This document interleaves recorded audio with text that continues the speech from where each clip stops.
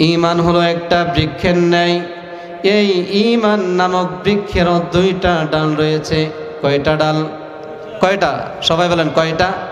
তো সবকের মতো করে পড়ায় যাতে করে মনে থাকে। দুইটা ডাল। ঈমান নামক বৃক্ষের কয়টা ডাল? দুইটা ডাল। একটা ডাল হচ্ছে, একটা ডালে নামাজ পড়তে হবে, যাকাত দিতে হবে, রোজা রাখতে হবে, হজ করতে হবে। এই একটা ডাল থেকে আরও শাখা প্রশাখা হচ্ছে এগুলো, যে নামাজ পড়তে হবে, রোজা রাখতে হবে, যাকাত দিতে হবে। আমরা শুধু মনে করি যে করার কাজ করতে হবে, এটাই হলো নেক আমল। আমরা কি মনে করি? করার কাজ করতে হবে, এটাই হচ্ছে নেক আমল।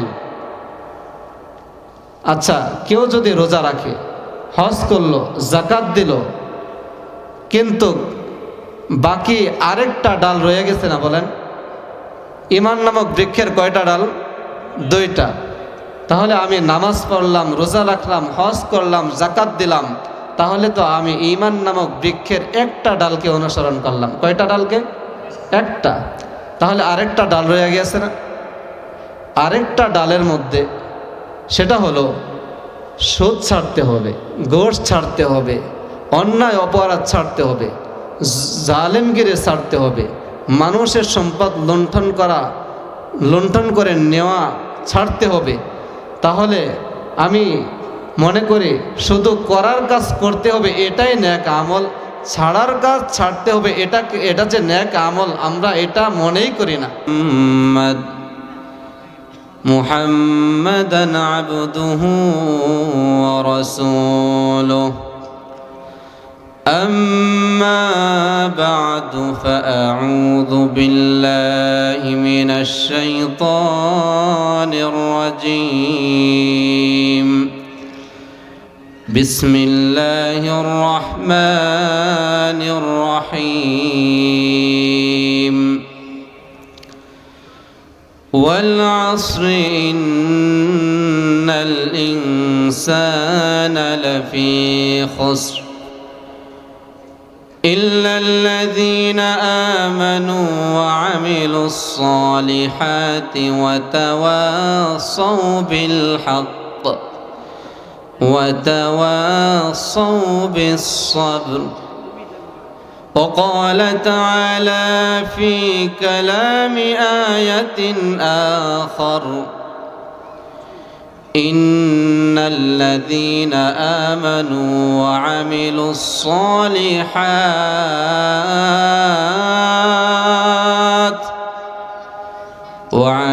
الصالحات كانت لهم جنات الفردوس نزلا خالدين فيها لا يبغون عنها حولا. وقال تعالى في كلام آية آخر إن الذين آمنوا وعملوا الصالحات لهم جنات تجري من تحتها الأنهار. صدق الله مولانا العظيم. عن عبد الله بن عباس رضي الله تعالى عنهما إن للحسنة ضياء في الوجوه ونورا في القلب وسعة في الرزق وقوة في البدن ومحبة في قلوب الخلق أو كما قال عليه الصلاة والسلام. محمد نے آ کر کفر کو مٹایا، کفر کو مٹا کر صداقت کو بتایا. সবাই বলে بلغ العلا بكماله كشف الدجى بجماله حسنت جميع خصاله صلوا عليه وآله প্রাণের অধিক বেশি যার দাম রহমাতাল লিল আলামিন প্রাণের অধিক বেশি যার দাম রহমাতাল লিল আলামিন জানো কি তোমরা তাহার নাম রহমাতাল লিল আলামিন জানো কি তোমরা তাহার নাম রহমাতাল লিল আলামিন দুরূদ পড়ে সুবহে ও শাম রহমাতাল লিল আলামিন দুরূদ পড়ে সুবহে ও শাম রহমাতাল লিল আলামিন সবাই পড়ি সাল্লাল্লাহু আলাইহি ওয়াসাল্লাম। আলহামদুলিল্লাহ। পনঘাগড়া মাতাব্বর বাড়ি বাইতুল আমান জামিয়া মসজিদের ও যুব সমাজের উদ্যোগে দ্বিতীয় বার্ষিক ইসলামী মহাসম্মেলনের আজকের সম্মেলনের সম্মানিত সভাপতি উস্তাজুল আসাদিজা ওলামায়ে কেরামের উস্তাজ আল্লামা মুফতি মাহবুবুল্লাহ কাসিমি সাহেব দামাত বারাকাতুহুম, সহসভাপতি মুফতি আব্দুল্লাহ আল জাহিদ দামাত বারাকাতুহুম, প্রধান অতিথি আলহাজ হজরত আসাদুজ্জামান আসাদ ভুইয়া, প্রধান আলোচনা করে গিয়েছেন উস্তাজুল হাদিস হজরত মৌলানা মুফতি আরিফ জব্বার কাসিমি সাহেব দামাত বারাকাতুহুম, এবং পর্দার আড়ালের মা ও বোনেরা, আমার সামনে উপবিষ্ট ইসলাম প্রিয় তাওহীদি জনতা, আল্লাহ তাআলার হাজারো শুকরিয়া ও সুজুদ যে আল্লাহ তাআলা আমাদেরকে ফিতনা ফাসাদের জামানায় যখন মানুষের ঈমানকে চুরি করে নিয়ে যাচ্ছে একদল চোর, সেই বাধা উপেক্ষা করে আল্লাহ তাআলা আমাদেরকে একটা দ্বীনি মজলিস করার তৌফিক দিয়েছেন। এই জন্য দিল খুলে উচ্চ আওয়াজে সকলে বলি আলহামদুলিল্লাহ।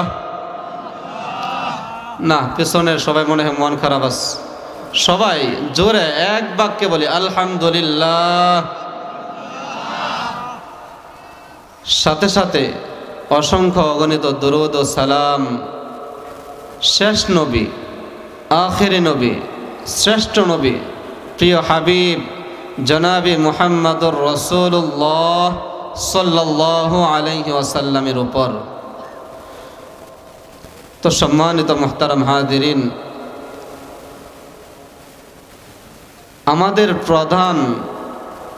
আমাদের আসল পরিচয় কি বলেন? আমাদের আসল পরিচয় কি? আমরা মুসলমান। আমাদের আসল পরিচয় কি? আমরা মুসলমান। আমরা বাংলাদেশি। এই পরিচয় দিলে কি আল্লাহ তাআলার কাছে পার পাওয়া যাবে বলেন? কেউ যদি এই পরিচয় দেয় যে আমি বাংলাদেশ, আমি অমুক ব্যক্তির লোক, বলেন এই পরিচয় দেওয়ার সাথে সাথে মায়ের গতিও বেড়ে যাবে, বাড়বে কিনা বলেন? হ্যাঁ, আমরা জাতীয়তা হিসাবে আমরা কি বাংলাদেশি, কিন্তু আমাদের আসল পরিচয় হলো আমরা মুসলমান। যেমন ধরেন একটা উদাহরণ দিই, কোনো একটা সন্তান বাংলাদেশে জন্মগ্রহণ করেছে, জন্মগ্রহণ করার পর সে মা বাবার সাথে বাহিরের রাষ্ট্রে পাড়ি জমালো, সেখানে সে চলে গেল, সেখানে প্রাপ্ত বয়স্ক হওয়ার পর সে যদি বাংলাদেশে ঢুকতে চায়, বর্ডারে যদি এসে বলে আমি বাংলাদেশি, তাকে পাসপোর্ট কাগজপত্র ডকুমেন্ট ছাড়া কি বাংলাদেশে ঢুকতে দিবে বলেন? আমি বাংলাদেশি এই পরিচয় দিলেই কি তাকে ঢুকতে দিবে? না। তার কি লাগবে? পাসপোর্ট লাগবে, ডকুমেন্ট লাগবে, কাগজপত্র লাগবে। লাগবে কি না বলেন? আমি আমার আলোচনাটাকে কয়েকটা উদাহরণের মাধ্যমে সামনের দিকে যাব ইনশাআল্লাহ। যেমনিভাবে কোনো একটা মানুষ বাংলাদেশে পরিচয় দিয়ে সে বর্ডার ক্রস করতে পারবে না, ঠিক তেমনিভাবে আমি মুসলমান শুধু এতটুকু পরিচয় দিলেই কোনো ব্যক্তি কি সহজেই কোনো বাধা বিপত্তি ছাড়া জান্নাতে প্রবেশ করতে পারবে? পারবে বলেন? সহজে সরাসরি জান্নাতে প্রবেশ করতে পারবে? সরাসরি জান্নাতে প্রবেশ করতে হলে তার পাসপোর্ট ডকুমেন্ট কাগজপত্র লাগবে কিনা বলেন? লাগবে। দেশে প্রবেশ করতে হলে পাসপোর্ট ডকুমেন্ট বুঝলাম, কিন্তু জান্নাতে যাওয়ার জন্য আমি ঈমান আনার পর, মুসলমান পরিচয় দেওয়ার পর সেই পাসপোর্ট আর ডকুমেন্টটা কি? সেটা হলো আমলে সালেহ, নেক আমল। নেক আমল বলতে আমরা কি বুঝি? ভালো কাজ।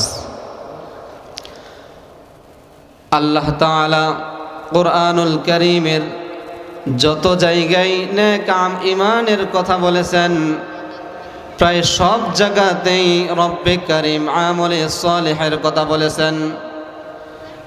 আপনি কোরআনের যেখানে ঈমানের আলোচনা দেখবেন, সেখানে রব্বে কারীম পাশাপাশি নেক আমলের কথা জানিয়ে দিয়েছেন। এটা কেন করেছেন? বান্দা ঈমান আনার পর প্রশ্ন থাকবে, ঈমান আনলাম, ঈমান আনার পর আমার কাজটা কি? ঈমান আনার পর আমার দায়িত্বটা কি? এটা নিয়ে বান্দা সন্দিহান হতে পারে, সংশয়ে পড়ে যেতে পারে। এই জন্য রব্বে কারীম যেখানে ঈমানের কথা বলেছেন, সেখানে আল্লাহ তাআলা নেক আমলের কথাও বলে দিয়েছেন। তাহলে ঈমানের সাথে সাথে নেক আমলের দরকার আছে। আর ঈমানের পর জান্নাতে যদি সহজে যেতে চায়, সেই ডকুমেন্ট আর পাসপোর্টের নাম হলো কি? নেক আমল। পাসপোর্টের নাম কি? নেক আমল। এই নেক আমলের ব্যাপারে একটা উদাহরণ দেওয়া হয়। ঈমান এবং নেক আমলের মাঝে একটা উদাহরণ দেওয়া হয়। ঈমান হলো এক। ঈমান কি? একটা সংখ্যা, একটা সংখ্যা। এখন বলেন, একের ডানে যদি আমি একটা সংখ্যা দেই কত হবে? 10। একের ডানে যদি আমি জিরো একটা সংখ্যা দেই কত হবে? 10। এই ঈমানের পর, ঈমান হলো এক, ঈমানের পর এই শূন্যটা হচ্ছে নেক আমল। আপনি যখন একটা নেক আমল করবেন, আপনার ওই একের পরে একটা শূন্য আসার কারণে আপনার আমল নামায় 10 পুঁজি হবে। আপনি যখন আরেকটা নেক আমল করবেন, তখন আপনার আমল নামায় 100 পুঁজি হবে। আপনি যখন ঈমানের পর আরেকটা নেক আমল করবেন, আপনার সেই একের পরে আরেকটা শূন্য বসবে, তখন আপনার ঈমানের পর আমল নামার খাতা কত হবে? 1000। এখন বলেন, এই একের বামে যদি আপনি শূন্য লাগান, এই শূন্যর কোনো দাম আছে, ভ্যালু আছে বলেন? কি বলেন? আছে? এই জন্য আল্লাহ তাআলার কাছে বামপন্থীদের কোনো দাম নাই। আজকে মুসলমানের সন্তান নিজেদেরকে বামপন্থী বলে দাবি করে, নিজেদেরকে বামপন্থী বলে পরিচয় দেয়। ও মুসলমান, শুনে রাখো, আল্লাহ তাআলার কাছে বামপন্থীদের কোনো দাম নাই। আল্লাহ তাআলার কাছে ডানপন্থীদের দাম আছে। এই জন্য আল্লাহ তাআলা আমাদের প্রত্যেককে ডানপন্থী হিসাবে কবুল করে। সকলে বলে আমিন। তো সম্মানিত মুহতারাম হাজিরিন, দু একটা উদাহরণের মাধ্যমে আমরা বুঝতে পারলাম যে ঈমানের পর নেক আমল কতটা জরুরি। কিন্তু বড় আফসোসের বিষয় হলো, বড় কষ্টের বিষয় হলো আজকে আমরা দুনিয়ার সব কিছু নিয়ে প্রতিযোগিতা করি। আমার দুনিয়া নিয়ে প্রতিযোগিতা হয়, আমার ঘর বাড়ি নিয়ে প্রতিযোগিতা হয়, আমার টাকা পয়সা নিয়ে প্রতিযোগিতা হয়, আমার সন্তান সন্ততি নিয়ে প্রতিযোগিতা হয়, কিন্তু আমার মাঝে নেক আমল নিয়ে প্রতিযোগিতা নাই। ঠিক কিনা? ও দুনিয়ার মুসলমান, আল্লাহর রাসূলের সাহাবীদের মাঝে নেক আমলের কেমন প্রতিযোগিতা ছিল। আল্লাহর রাসূলের একদল গরিব সাহাবী আল্লাহর রাসূলের কাছে এসে বলতেছে, ইয়া রাসূলুল্লাহ,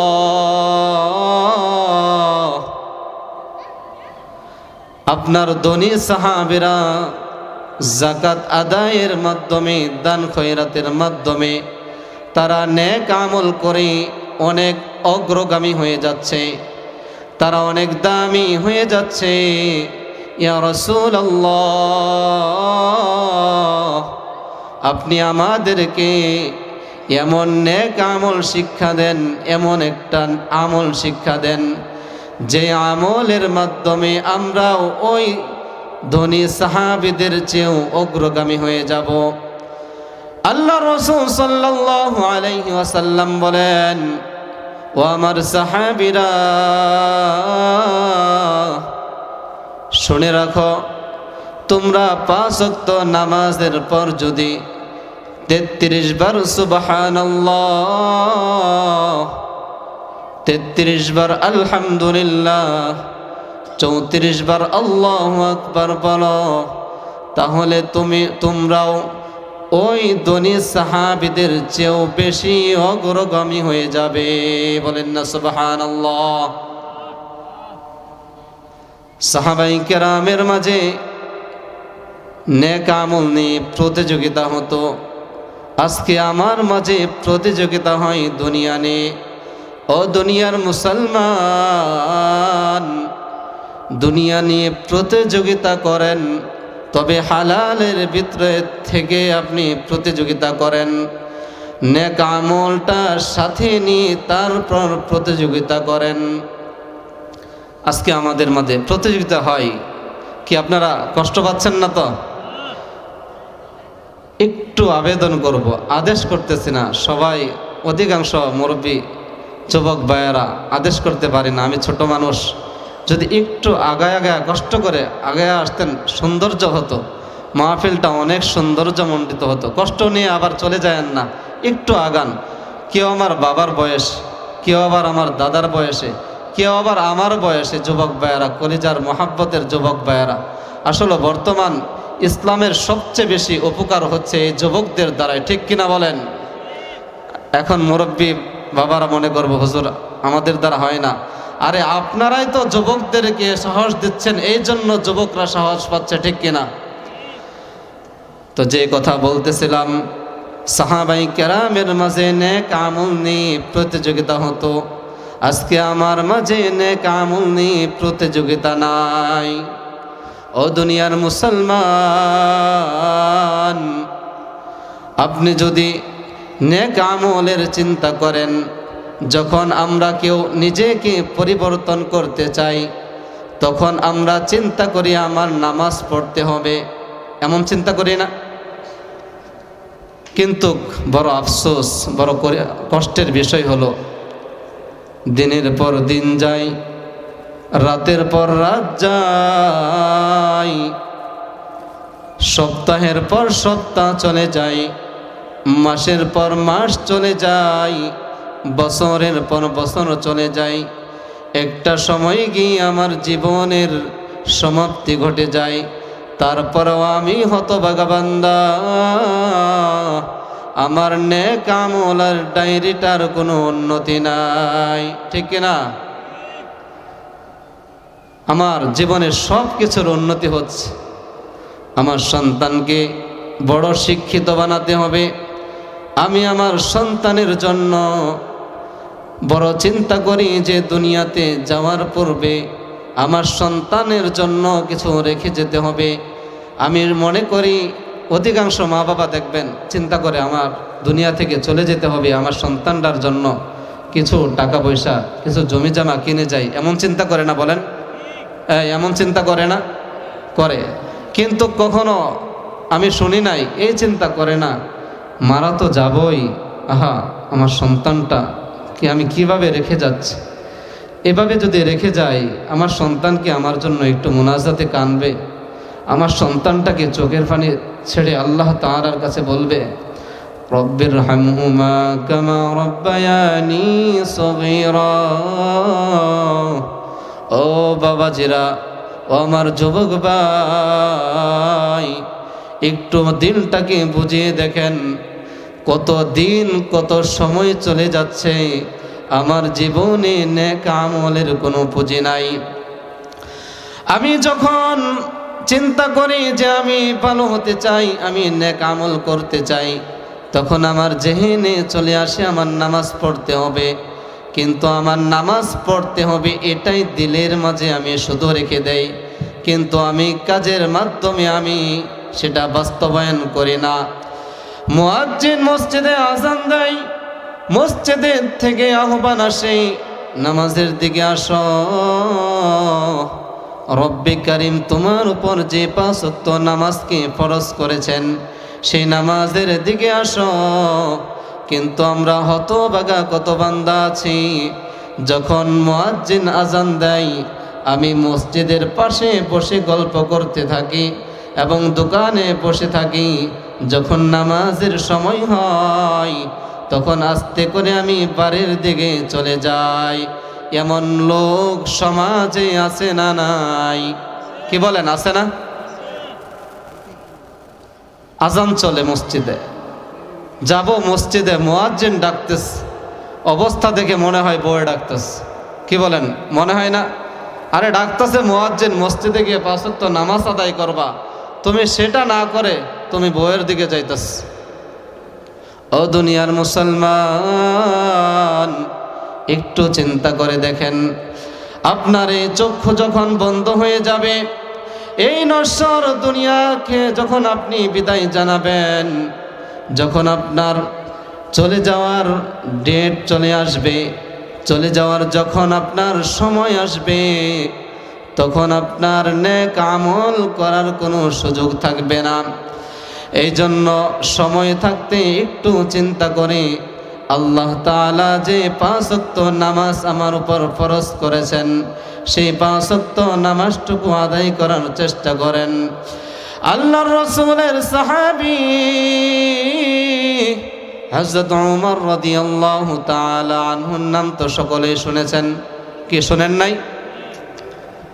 আল্লাহর রাসূলের 4 জন সবচেয়ে কাছের, এমনকি সবচেয়ে শ্রেষ্ঠ সাহাবীদের মধ্যে একজনের নাম কি হযরত ওমর রাদিয়াল্লাহু তাআলা আনহু।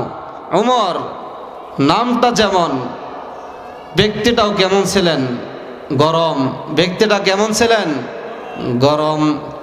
ওমর যখন কোনো রাস্তা দিয়ে হাঁটতেন, শয়তানও সেই রাস্তা দিয়ে হাঁটার সাহস করতেন না। ও দুনিয়ার মুসলমান, এত কঠিন মানুষ, এত সাহসী মানুষটাও একদিন সাহাবাই কেরামের এক জামাত নিয়ে সফরে বের হলেন। সফরে বের হওয়ার পর প্রতিমধ্যে দেখে একটা কবর। যখন একটা কবর দৃষ্টিগোচর হলো, সেই কবরকে সামনে রেখে হযরত ওমর রাদিয়াল্লাহু তাআলা আনহু সেখানে যাত্রা বিরতি করলেন, যাত্রাকে থামিয়ে দিলেন। হযরত ওমর রাদিয়াল্লাহু তাআলা আনহু দেখেন গরম মানুষটা কি চিন্তা ফিকির নিয়ে চলে। হযরত ওমর রাদিয়াল্লাহু তাআলা আনহু যাত্রা বিরতি করে সেখানে 2 রাকাত নামাজের জন্য দাঁড়িয়ে গেলেন।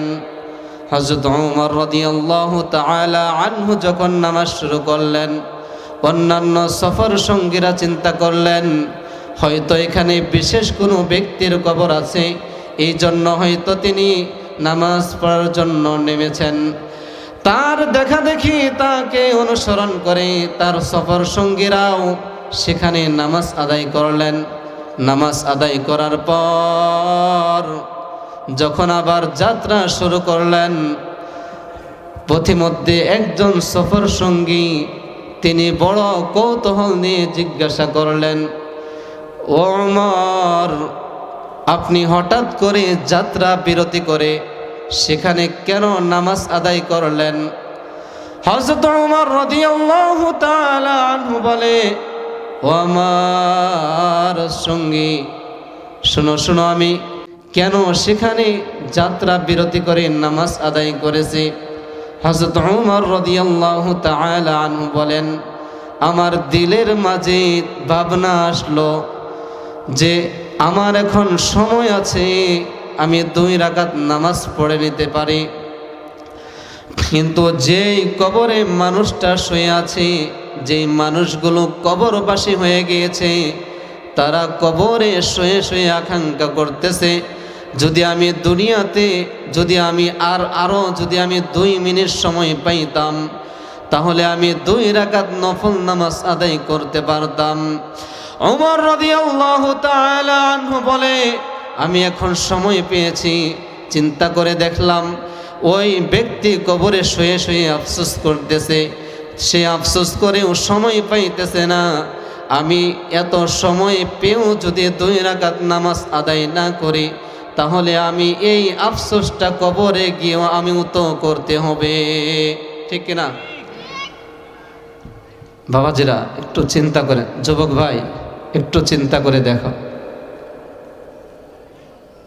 উমরের মতো ব্যক্তি যদি এত পেরেশান হয়ে যায়, এত চিন্তায় বিভোর হয়ে যায়, আজকে কবরবাসী হয়ে গিয়েছে, এইখানে কত বাবাজি আছেন, এই বৃদ্ধ বাবাজিরা তো মা বাবা ছিল কিনা বলেন? ছিল না? এই বৃদ্ধ বাবাজিদের মা বাবা ছিল না, নাকি তারা এমনি আসছে? ও দুনিয়ার মুসলমান, আজকে যারা বৃদ্ধ হয়ে গিয়েছে, চুলগুলো পেকে গিয়েছে, এই বাবাজিদের তো মা বাবা ছিল। দেখেন আজকের ওই মা বাবাগুলো দুনিয়ার বুক থেকে বিদায় নিয়ে চলে গেছে, তারা সেখানে গিয়ে আফসোস করতেছে, যদি আমি দুনিয়াতে আবার গিয়ে এতটুকু সময় পাইতাম, তাহলে আমি 2 রাকাত নামাজ আদায় করতাম। 2 রাকাত নামাজ আদায় করতে পারলে আমার আমল নামাই আরো কিছু আমল পুঁজি হয়ে যেত। তাহলে দেখেন ওমর রাদিয়াল্লাহু তাআলা আনহু কত পেরেশান, কিন্তু বড় আফসোস, বড় পরিতাপের বিষয় হলো, আজকে আমরা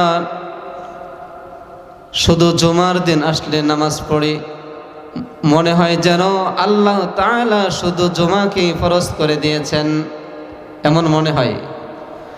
জুমার দিন দেখবেন মসজিদ ভরপুর, কিন্তু 5 ওয়াক্ত নামাজের সময় কি মহল্লার মান যায় কিনা? চলে যায়? বলেন, মহল্লাতেই থাকে। ও দুনিয়ার মুসলমান, আল্লাহ সুবহানাহু ওয়া তাআলা কার উপর শুধু জুমার নামাজকে ফরজ করেন নাই, শুধুমাত্র রোজার ঈদের নামাজকে ওয়াজিব করেন নাই,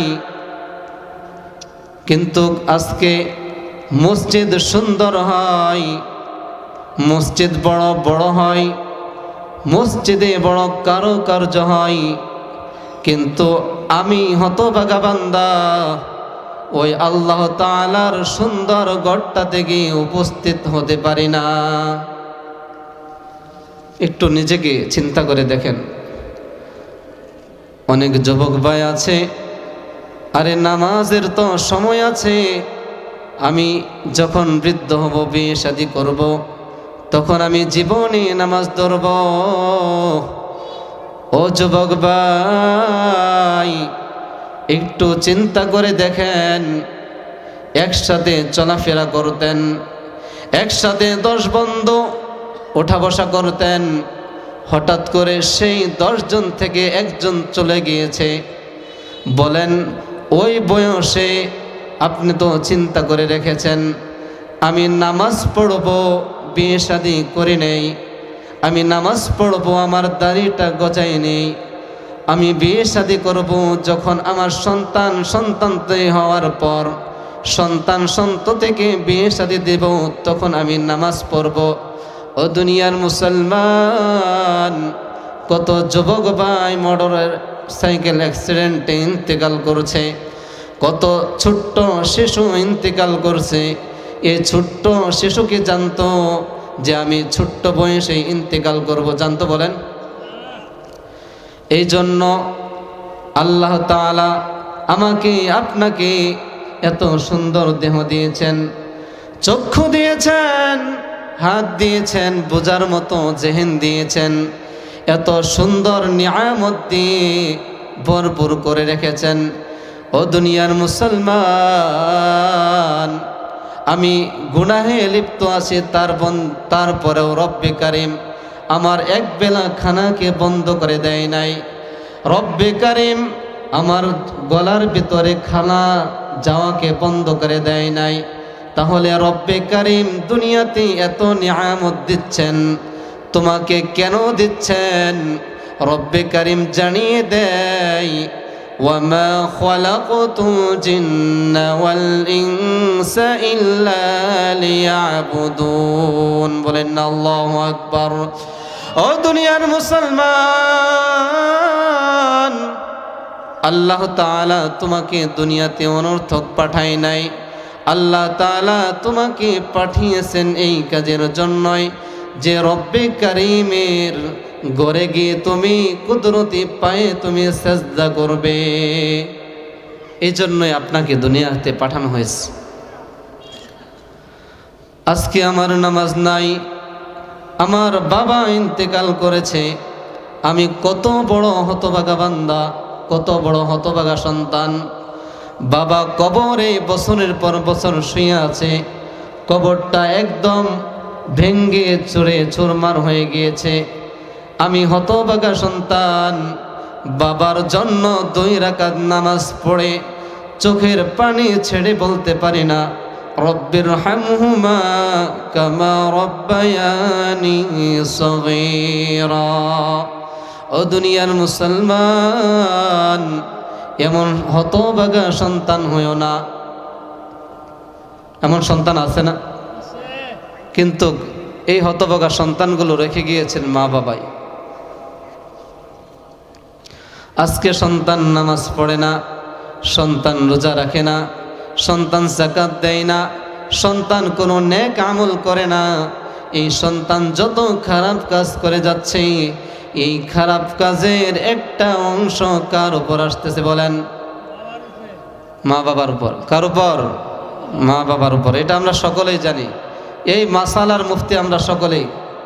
কিন্তু জানার পরেও সন্তানের একটু নেক আমল শিখবে, সন্তান একটু দিন শিখবে, এই চিন্তা আমরা করি না। যখন আমরা মাহফিল থেকে চলে যাই, যখন আমরা ঘুমিয়ে যাই, সকাল হয়ে যায়, ঘর থেকে বের হয়ে যাই, আমার সব কিছু ভুলে যাওয়া হয়। আমার সন্তানটাকে যে নেক কাজের শিক্ষা দিতে হবে সেটাও আমরা ভুলে যাই। ভুলে যাওয়ার কারণেই আমার সন্তানটা আজকে দিন হারা হয়ে যাচ্ছে। আরেকটা বিষয় হলো যে আমরা নেক আমল বলতে শুধুমাত্র নামাজকে নেক আমল বুঝি। যখন কোনো মানুষ বয়ান শুনে, যখন কোনো মানুষ নিজেকে একটু পরিবর্তন করতে চায়, ভালো হতে চায়, তখনই দেখবেন আমাদের জেহেনে চলে আসে যে আমার নামাজ পড়তে হবে, আমার রোজা রাখতে হবে, যাকাত দিতে হবে, হজ করতে হবে, এগুলাই মাথায় চলে আসে না বলেন? একটা উদাহরণ দেই, সহজে বুঝে আসবে। একটা বৃক্ষের কয়টা প্রধান ডাল থাকে? কয়টা? 2টা। কয়টা থাকে? 2টা ডাল থাকে। প্রধানত 2টা ডাল থাকে। একটা গাছ সাধারণত 2টা ডাল থাকে।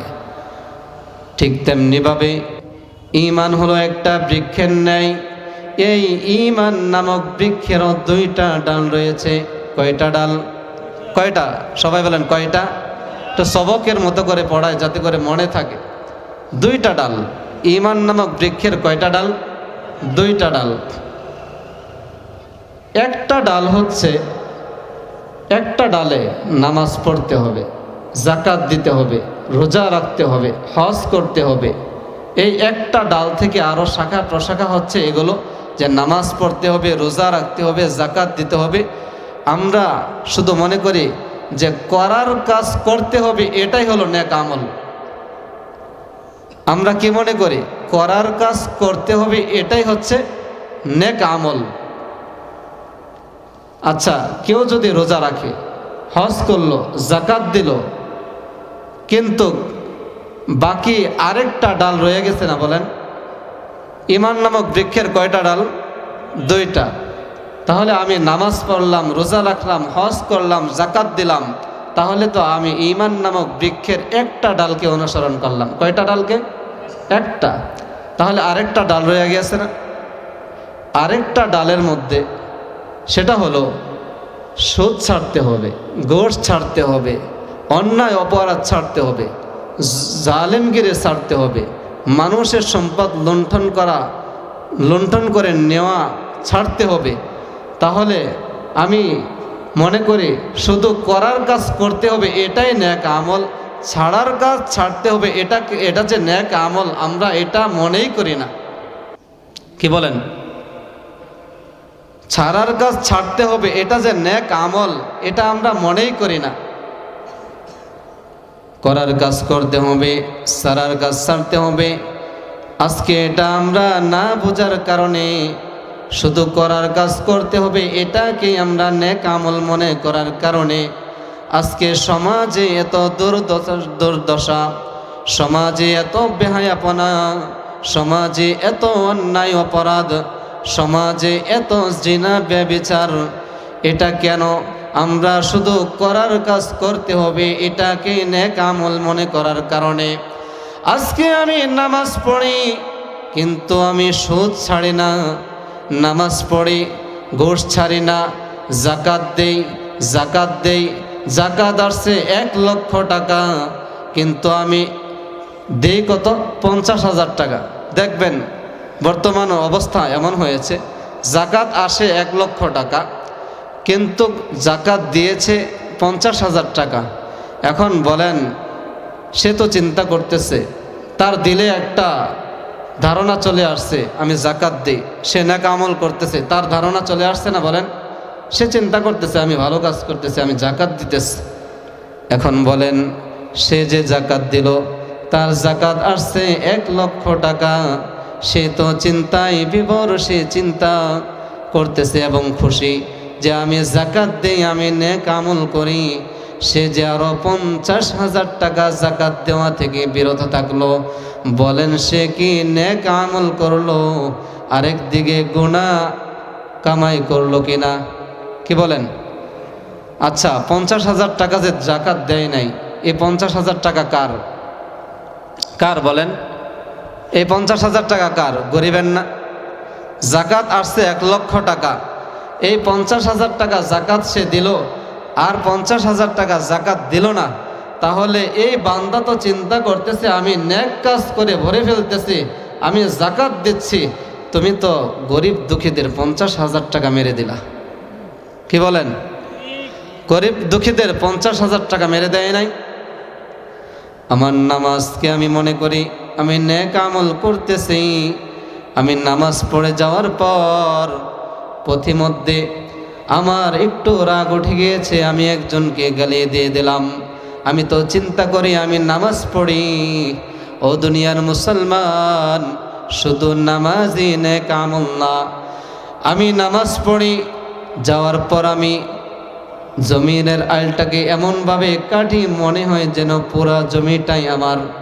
চিন্তা করি আমি তো নামাজ পড়ে আসছি, আমি নেক আমল করছি, কিন্তু আপনি যে অন্যায় অপরাধটা করতেছেন, অন্যের সম্পদ আপনি নিয়ে আসলেন, এটাও যে নেক আমলের অন্তর্ভুক্ত, সেটাকে আমরা অনেকেই বোঝার চেষ্টা করি না। ঠিক না?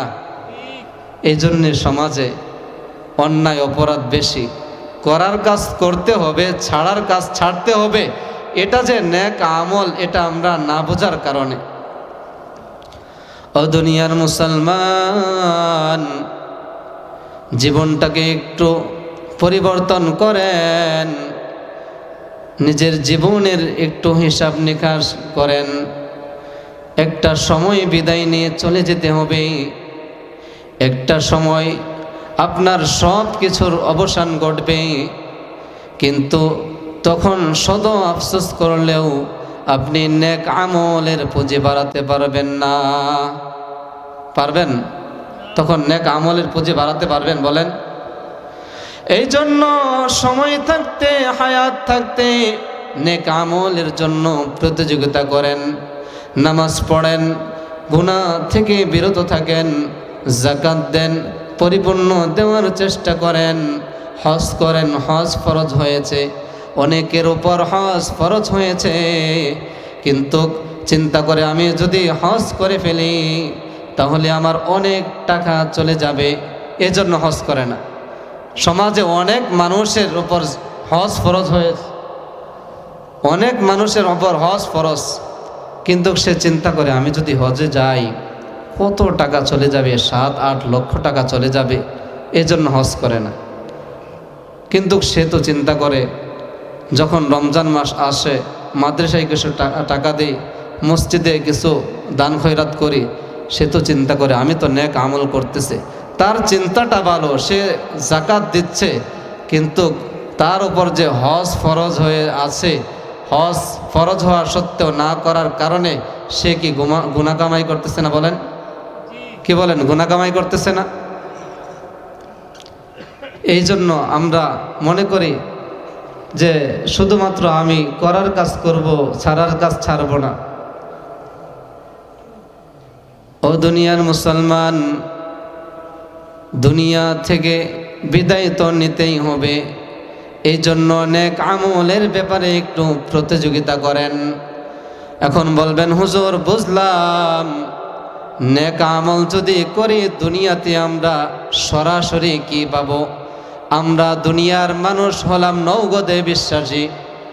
আমরা কি নগদে বিশ্বাসী?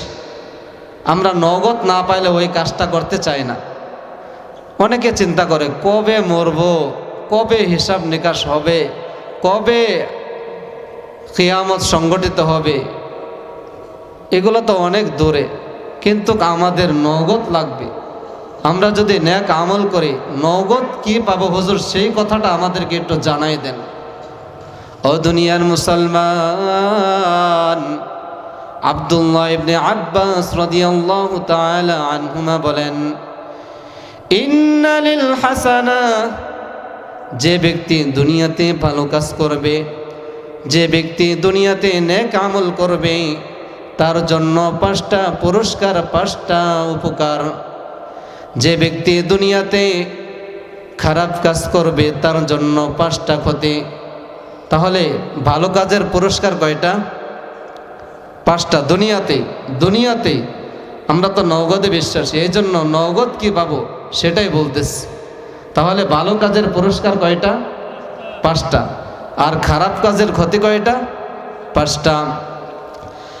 আব্দুল্লাহ ইবনে আব্বাস রাদিয়াল্লাহু তাআলা আনহুমা বলেন, ইন্না লিল হাসানাতি দিয়াআন ফিল ওজুহ, যে ব্যক্তি দুনিয়ার বুকে ভালো কাজ করবে, যে ব্যক্তি দুনিয়ার বুকে ভালো আমল করবে, আল্লাহ তাআলা তাকে চেহারার মধ্যে এমন উজ্জ্বলতা দান করবেন, যদিও তার চেহারাটা কালো হয়, তার চেহারা থেকে উজ্জ্বলতা যিনি দান করবেন তিনি কে?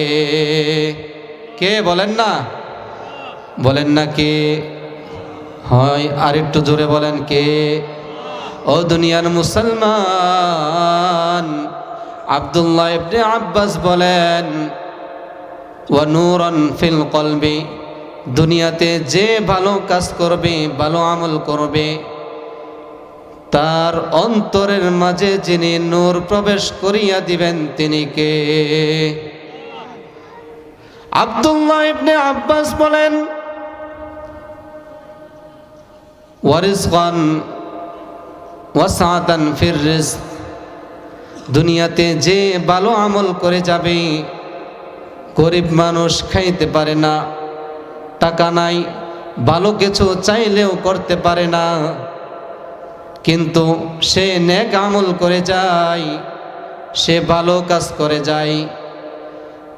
আব্দুল্লাহ ইবনে আব্বাস বলেন, ওই অল্প রিজিকের মধ্যে যিনি বরকত দান করবেন তিনি কে? 4 নাম্বার, আব্দুল্লাহ ইবনে আব্বাস বলেন, ওয়া কুওয়াতান ফিল বাদান, দুনিয়ার বুকে যদি কোনো মানুষ নেক আমল করে যায়, ভালো কাজ করে যায়, যিনি তার শরীরে শারীরিক শক্তি দিবেন। ও দুনিয়ার মুসলমান, 5 নাম্বার, আব্দুল্লাহ ইবনে আব্বাস বলেন, ও মাহাব্বাতান ফি কুলুবিল খালক, দেখবেন দুনিয়াতে যে ব্যক্তি নেক আমল করে, দুনিয়াতে যে ভালো কাজ করে, দেখবেন দুনিয়ার মানুষ তাকে টাকা পয়সা ছাড়াই মোহাব্বত করে। দুনিয়াতে আজকে কত নেতা নেত্রী আছে, টাকার মাধ্যমে মোহাব্বত কিনে, টাকার মাধ্যমে তারা মোহাব্বতকে ক্রয় করে, কিন্তু দিল থেকে তারা কেউ মোহাব্বত করে না। কিন্তু একজন আল্লাহওয়ালা বুজুর্গ দেখবেন, তার ব্যাপারে মাখলুকাতের অন্তরে যিনি মোহাব্বত সৃষ্টি করে দিয়েছেন তিনি কে? বলেন না কে? দেখবেন দুনিয়াতে যারা নেক আমল করে, ভালো কাজ করে, তাদেরকে মানুষ দিল থেকে এমনি এমনি মোহাব্বত করে। আহমদ শফি সাহেবের নাম তো সকলে শুনেছেন। আল্লাহ তাআলা তাকে জান্নাতের সুউচ্চ মাকাম দান করুক, সকলে বলে আমিন। ও দুনিয়ার মুসলমান, যখন তিনি ইন্তেকাল করলেন, সারা বাংলাদেশের মুসলমান সেই চট্টগ্রাম হাটহাজারীতে গিয়ে জানাজায় শরীক হয়েছে। বলেন, কোনো টাকার মাধ্যমে কি তিনি তার জানাজাতে শরীক করেছেন? না না। শুধু তাই নয়, আল্লামা আজিজুল হক রহমতুল্লাহি আলাইহি যখন ইন্তেকাল করেছেন, মুফতি আমিনী রহমতুল্লাহি আলাইহি যখন ইন্তেকাল করেছেন, আমাদের ময়মনসিংহের ফয়জুর রহমান সাহেব রহমতুল্লাহি আলাইহি যখন ইন্তেকাল করেছেন, আতাহার আলী আনোয়ার শাহ রহমতুল্লাহি আলাইহি যখন ইন্তেকাল করেছেন, যখন তারা ইন্তেকাল করেছেন, তাদের জানাজার মধ্যে এত লক্ষ লক্ষ লোকের সমাগম যিনি করিয়ে দিয়েছেন তিনি কে? বলেন, এই লোকগুলা কোত্থেকে আসছে? লক্ষ লক্ষ সমাগম, লোকের সমাগম কি টাকা দিয়ে হয়েছে? বলেন, কিসের মাধ্যমে হয়েছে? নেক আমলের মাধ্যমে। তারা দুনিয়াতে নেক আমল করে গিয়েছে, ভালো কাজ করে গিয়েছে, এই জন্যেই লক্ষ লক্ষ মানুষের সমাগম তাদের জানাজায় হয়েছে। এখন বলবেন, হুজুর বুঝলাম দুনিয়াতে 5টা পুরস্কার নেক বান্দাদের জন্য আছে। এখন এই নেক বান্দার যখন মৃত্যু চলে আসবে, এই নেক বান্দার জন্য কি আছে? এই নেক বান্দার মৃত্যুটা কেমন হবে? এই নেক বান্দার জন্য আল্লাহ তাআলার পক্ষ থেকে কি সারপ্রাইজ রয়েছে? ও দুনিয়ার মুসলমান, যখন কোনো নেক বান্দার মৃত্যুর সময় ঘনিয়ে আসে, যখন নেক বান্দার মৃত্যু এসে যায়, আল্লাহ তাআলার পক্ষ থেকে অসংখ্য অগণিত ফেরেশতা নেক বান্দার পাশে এসে স্বাগতম জানানোর জন্য দাঁড়িয়ে যায়। বলেন না সুবহানাল্লাহ। যখন কোনো নেক বান্দার মৃত্যুর সময় চলে আসে, তখন আসমান থেকে অসংখ্য অগণিত ফেরেশতা ওই মৃত ব্যক্তির ওই নেক বান্দার পাশে এসে এইভাবে দাঁড়িয়ে থাকে, সারিবদ্ধ হয়ে দাঁড়িয়ে যায় স্বাগতম জানানোর জন্য। যখন মৃত্যুর সময় চলে আসে, ফেরেশতারা যখন এইভাবে সারিবদ্ধ হয়ে দাঁড়িয়ে যায়, তখন কয়েকজন ফেরেশতা ওই জান্নাত থেকে সুগন্ধি এবং জান্নাত থেকে সাদা দবদবে কাফনের কাপড় ওই তার রূহটাকে পেঁচিয়ে নেওয়ার জন্য চলে আসে। বলেন না সুবহানাল্লাহ। ও দুনিয়ার মুসলমান, মালাকুল মাউত যখন সেই জানটাকে বের করে ওই নেক বান্দার জানটাকে যখন বের করে, তার অবস্থাটা কেমন হয়, জানটাকে কেমন স্মুথলি বের করে নেয়, কত সহজে বের করে নেয়। আমরা যখন একটা মনে করেন পানির মাঝখান থেকে আমি বোতলটা উঠাইলাম, ওঠানোর পর এখান থেকে টপ টপ করে আস্তে আস্তে ফোঁটা পড়বে না? কি বলেন, ফোঁটা পড়বে না? ঠিক তেমনিভাবে যখন নেককার ব্যক্তির জানটাকে বের করা হয়, এভাবে ধীরে ধীরে স্মুথলি সহজে তার জানটাকে যিনি বের করিয়ে নেন তিনি কে? বলেন না, তিনি কে? আল্লাহ। মালাকুল মাউত যখন জানটাকে বের করেন, তখন ওই ফেরেশতারা তার জানটাকে নেওয়ার জন্য কাড়াকাড়ি লেগে যায়, বলে এই জানটাকে আমার কাছে দেন, এই জানটাকে আমার কাছে দেন। প্রত্যেক ফেরেশতা তার জানটা নেওয়ার জন্য কাড়াকাড়ি লেগে যায়, বলে এই প্রশংসিত জান, এই প্রশংসিত আত্মাকে আমার কাছে দেন। যখন এই জানটাকে ওই জান্নাতের কাফনের মধ্যে পেঁচিয়ে যখন আসমানের দিকে রওনা হয়ে যায়, ফেরেশতাদের যখন আসমানের দিকে রওনা হয়ে যায়, তখন প্রথম আসমানের ফেরেশতারা ওই জান্নাতি ওই নেক বান্দার জান থেকে এমন সুগন্ধি পায়, ওই ফেরেশতারা বলে এটা কার জান? এত সুগন্ধি, যে সুগন্ধি দুনিয়ার কোনো সুগন্ধি না, এই সুগন্ধি এই মৃত ব্যক্তির এই নেক বান্দার জান থেকে বের হয়ে আসতেছে। বলেন না সুবহানাল্লাহ। ও দুনিয়ার মুসলমান, তখন ওই প্রথম আসমানের ফেরেশতারা বলে এই নেক বান্দার জানটাকে আমার কাছে একটু দেন, আমি একটু হাতে নেই। নেক বান্দার এই জানটাকে নিয়ে যখন দ্বিতীয় আসমানে যাওয়া হয়, তখন দ্বিতীয় আসমানের ফেরেশতারাও বলে এই নেক বান্দার জানটাকে আমার কাছে একটু দেন, আমি একটু হাতে নেই। এইভাবে যখন সপ্তম আসমান পর্যন্ত জানটাকে নিয়ে যাওয়া হয়, ওই আল্লাহ তাআলার কাছ পর্যন্ত যখন এই জানটাকে নিয়ে যাওয়া হয়, তখন আল্লাহ রব্বুল আলামিন বলেন এই নেক বান্দার জানটাকে, এই নেক বান্দার জানে যে নেক আমল আছে, তার নেক আমলটাকে কে আপনি ইল্লিয়িনে রেখে দেন। নেক বান্দার আমলগুলো ইল্লিয়িনে রেখে সেখানে লিপিবদ্ধ করে রাখা হয়। যখন সেই আসমান থেকে আবার নেক বান্দার জানটাকে কবরে নিয়ে আসা হয়, আনার পর ওই মৃত ব্যক্তির শরীরে যখন জানটাকে দেওয়া হয়, তখন মৃত ব্যক্তিটাকে বসানো হয়। বসানোর পর যখন প্রশ্ন করা হয়, ওই নেক বান্দার জবান থেকে সাথে সাথে উত্তরগুলো সহজে বের হয়ে যায়। নেক বান্দাকে যখন প্রশ্ন করা হয় মার রব্বুকা, তোমার রবকে, নেক বান্দা উত্তর দিয়ে দেয় রব্বি আল্লাহ। যখন প্রশ্ন করা হয় ওমান দিনুকা, তোমার দিন কি, তখন সাথে সাথে তার জবান দিয়ে উত্তর বের হয়ে আসে দীনিয়াল ইসলাম।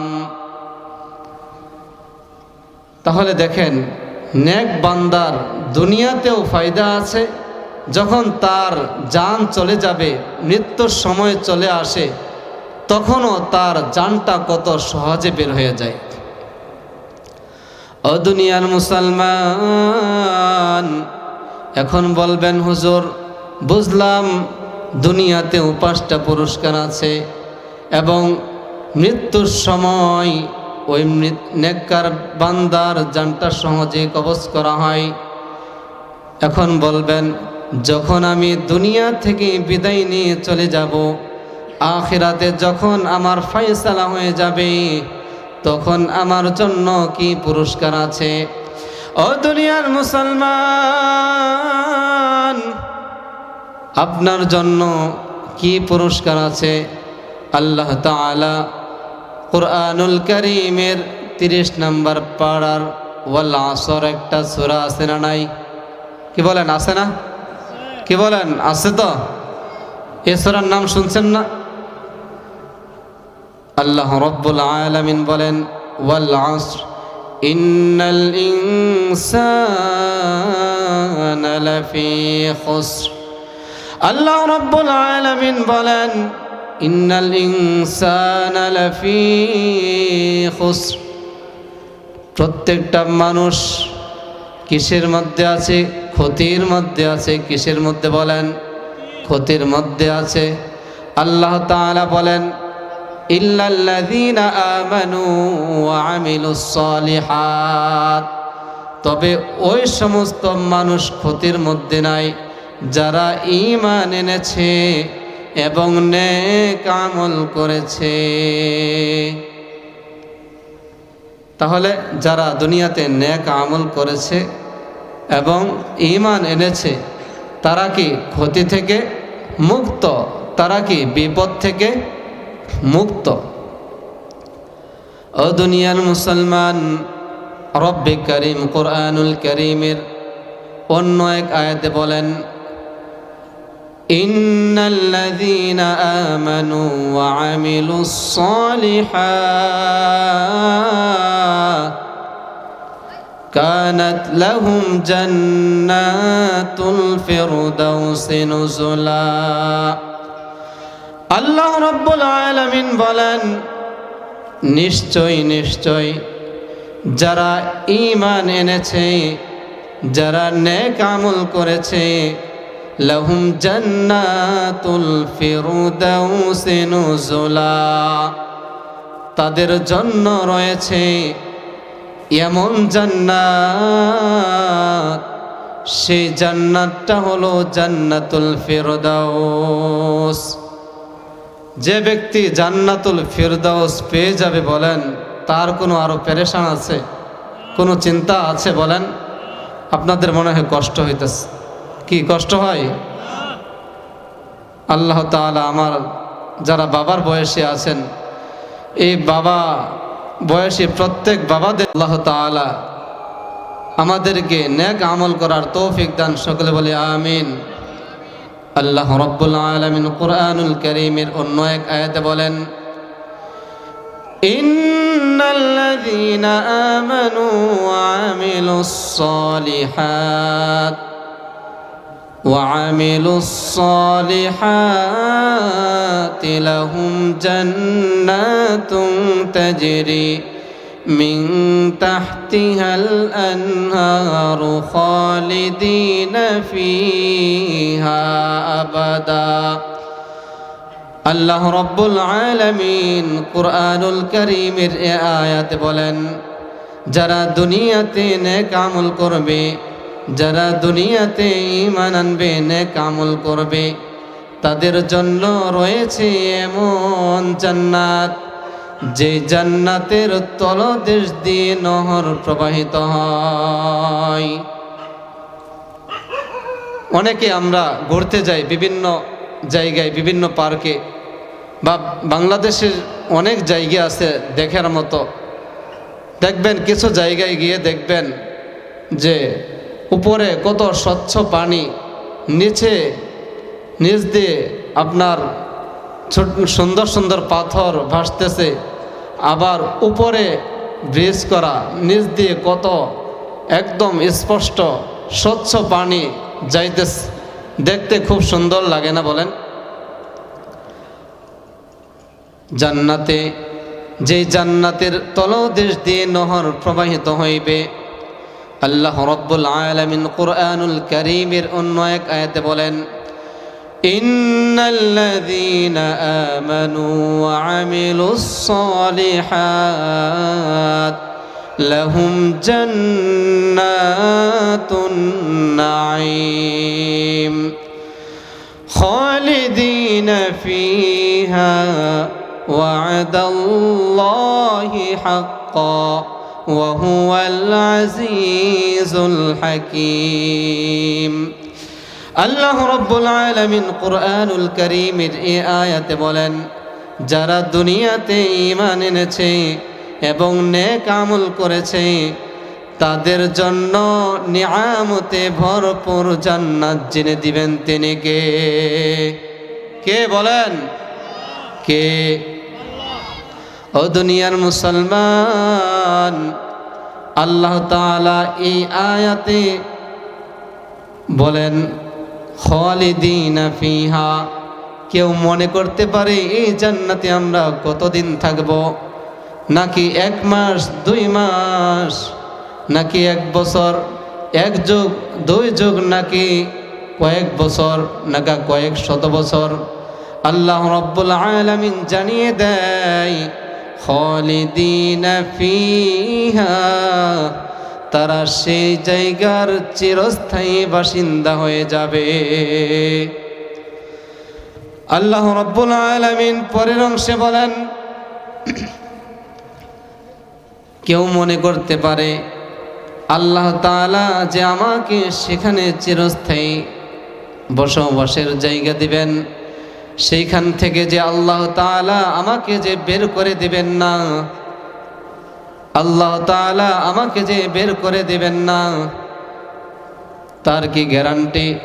আল্লাহ রাব্বুল আলামিন পরের অংশেই বলেন ওয়া'দাল্লাহি হাক্কান।